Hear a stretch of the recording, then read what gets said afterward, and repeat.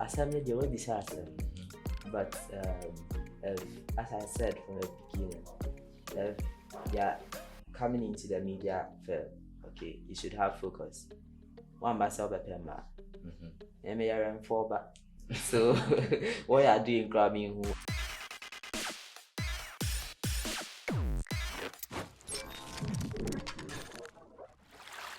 The Kwan Convo.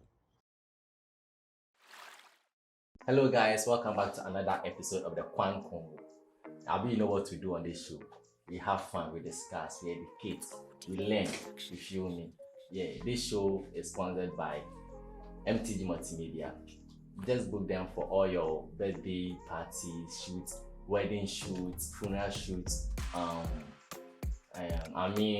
music video shoots. Yes, they also do indoor and outdoor shoots. So they also offer courses for anyone who wants to learn this media work.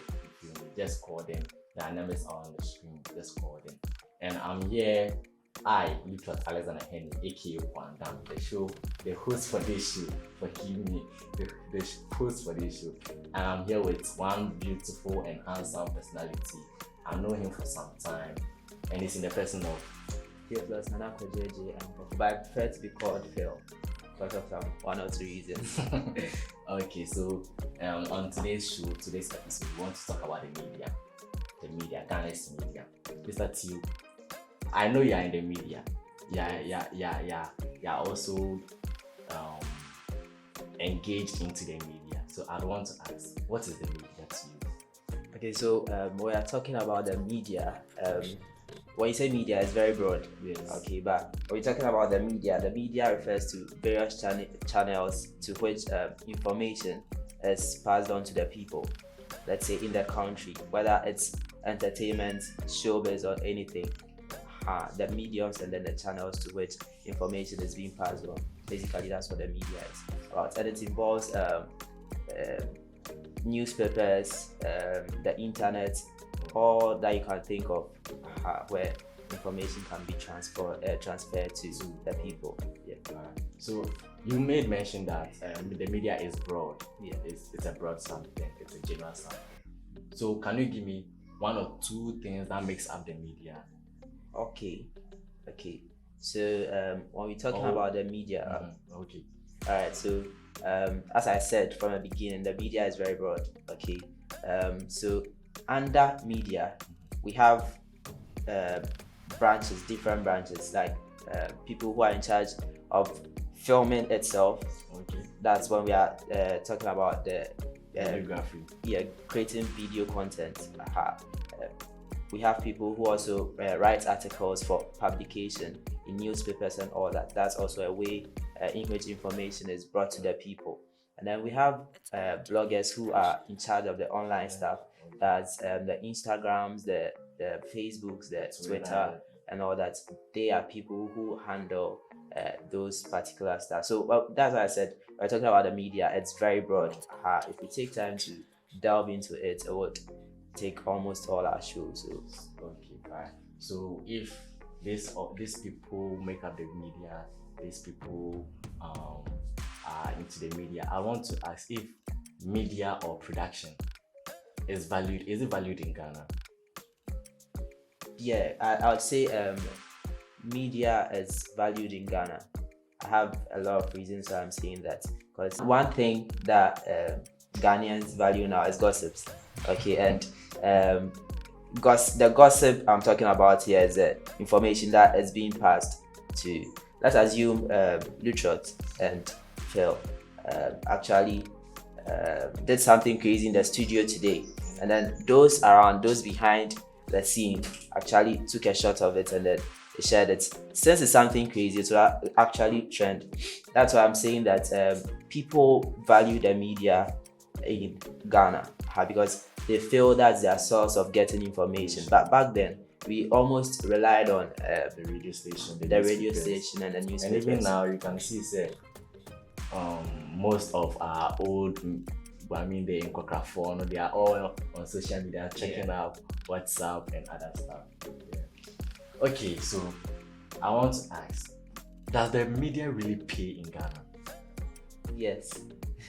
How much? It really pays. I can't mention No, I'm that. not. I'm not saying you say you should mention a figure, but like how much, like maybe on a rate of 1 to 10, maybe 8%, 8% or something. How much does it pay? Like So let's say I'm rating from 1 to 10. I would say 10. 10. Yes. Then they make money. Well, if you have, okay, in Ghana now, it's whom you know and who knows you. Okay, you might have the best, like the best work, but if no one knows you, you won't be making that money I'm talking about. Let's say one Saturday, pick a car and go to Shashi in front of a car and count the number of photographers and videographers you see there. You'll be shocked. So if it doesn't pay, they won't be still doing the work. Sometimes people would say we do the work for passion, with passion, because of passion. But sometimes if it doesn't pay, you would stop doing the work. So I would say it pays because of the charges sometimes you can put on your packages. And if you trust the quality you produce, you wouldn't have any problem with pricing. I also feel like networking is very important in this media because to get this big contract, you would have to know someone to link you to someone. You Yes, understand? yes. Networking is very key when it comes to media and media production. Okay, it's all about, in Ghana per se, it's all about whom you know and who knows you. It can't be one way. If you know the person doesn't know you, he wouldn't be able to refer you to other people. And then, well, some people will have issues with me saying that media pays because we have different aspects of the media. We have the journalists, the newscasters. Okay, they are also journalists. The news writers themselves, the videographers and photographers. But I am actually speaking about the cinematographers, those who are into the camera handling themselves. I can say, because that's what I'm doing, I can say we actually earn a lot. But with the journalists, I heard let's not talk about that. That's why I actually thought about what I said, and I want to at least adjust what I said initially so that I won't have any issue with anybody out there. Yeah. You say you do earn a lot. So how many zeros? Oh, it depends. How many zeros? Maybe 2 zeros, 3 zeros. Oh, 5 2 zeros. zeros. Seriously? Oh no, 2 zeros. So like maybe 4 to 6. Probably 4 to 6 zeros.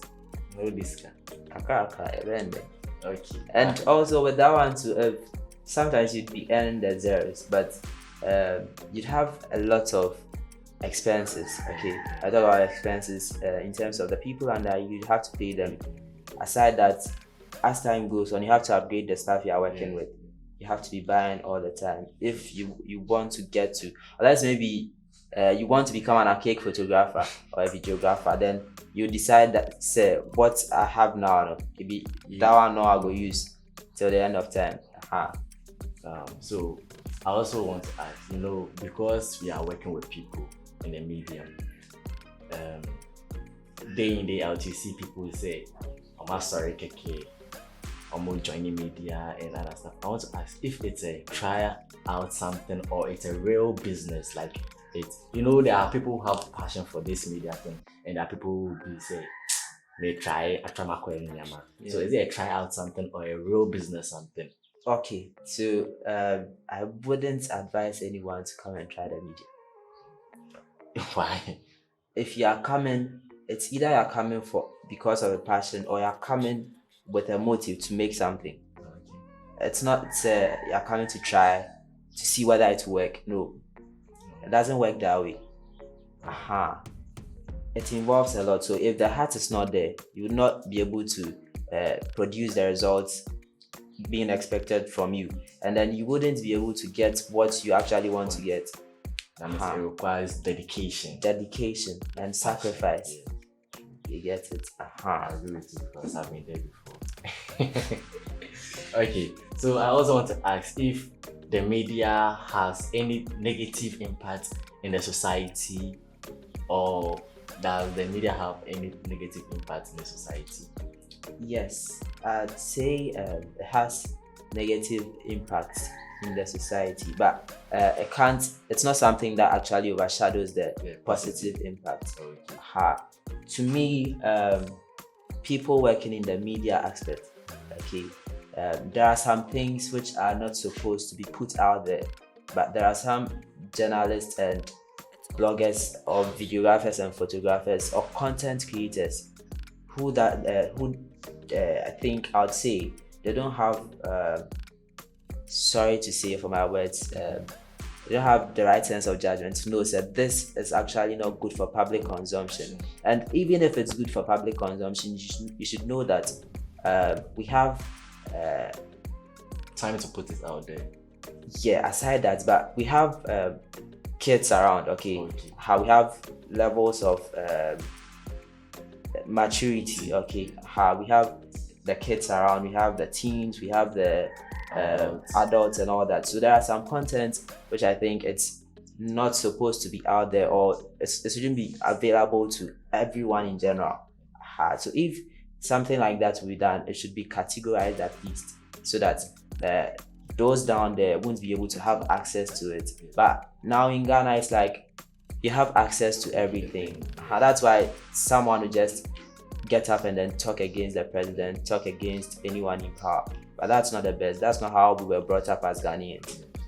And also, a lot of people just stand up and say they want to join the media, maybe because of money, because of fame and other things. What would you tell those people?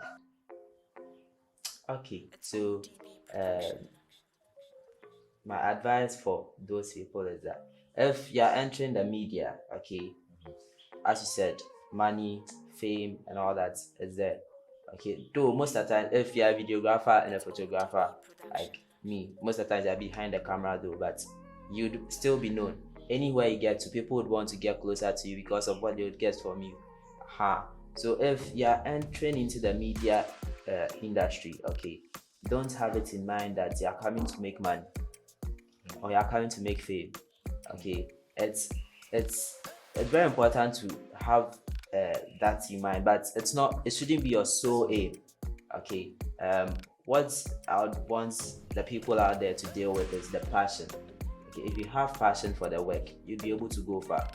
If you don't have passion, sometimes you lacking passion itself would reduce your customer service to people. You wouldn't be able to talk to people very well because you think the money I'm supposed to get from the media, that's not what I'm getting. And it's like the people who approach me are coming with, let's say, 1,000 CDs, 2,000 CDs, and you feel that's not the best. So I would urge all the people out there to actually take this business very serious, and it takes sacrifice and dedication. Note these two words down. To be able to make it in the media industry, it takes sacrifice and then dedication. Wow. Okay, so my last question for you today. The guys in the media, the gentlemen in the media, how do they cope with the women around, maybe free shoots now, or baby issue me then things now? How do you cope with those kind of things? Assembly they will be certain.